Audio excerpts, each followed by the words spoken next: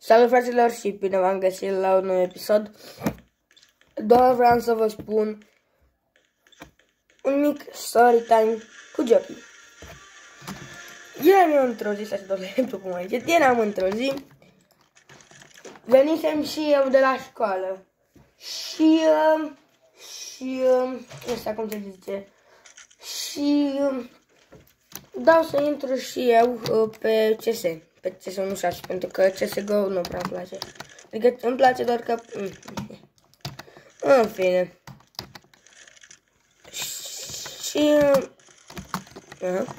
Și intru pe CS. Sunt cu un prieten. Bă, hai să jucăm CS, nu știu ce. Hai mă, hai. Și zic eu, bă, hai să craftăm serverul, l-aveți și pe TikTok. Așa. Hai să craftăm niște lucruri. Eu am acum inventar de 30 de mic pentru că le-am dat și lor 2 cuțite să se joace cu ele.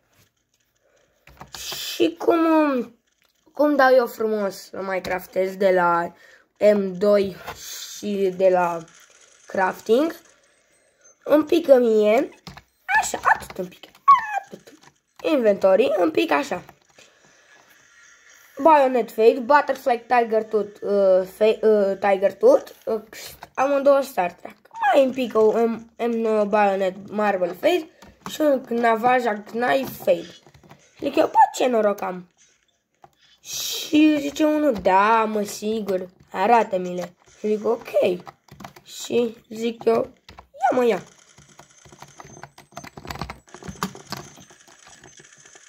Nu am crezut până noi le-am arătat. Da, na. Eu în timp ce fac episodul știți că eu și mănânc, pentru că mă sacrific, da? Așa că să nu vă aud cu dislike, bine? Hai să strângem și noi 5 like-uri. Măi, eu zic că...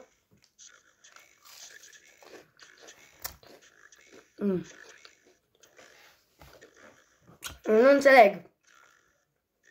Am 82 de urmăritori pe TikTok, la care 5.000 de views la un clip, dar pe YouTube nu intră nimeni. Adică, what the...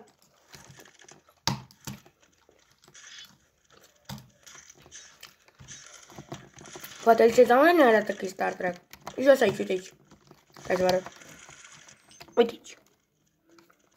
Nu ăsta, e Star Trek, uite aici.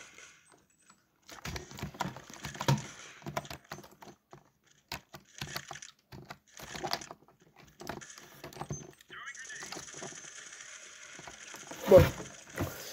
Am dat 50. Asta nu mai contează. Și cum veneam de la școală,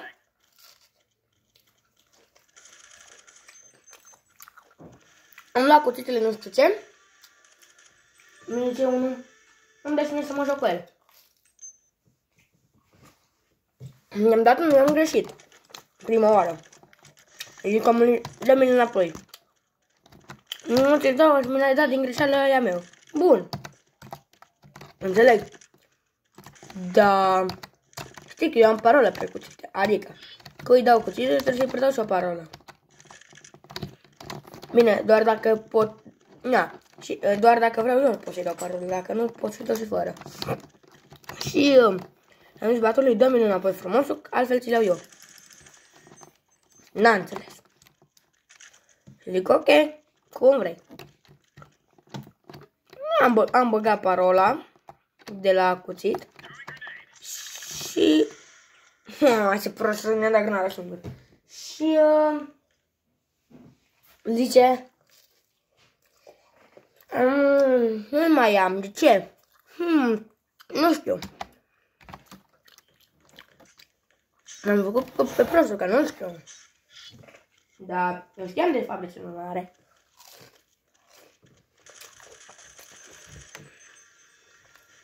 Și m-am gândit să vă avertizez dacă intrați pe server.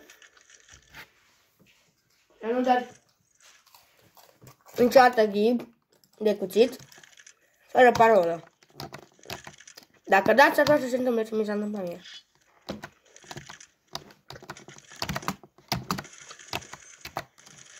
Eu v-am lăsat. Ciao.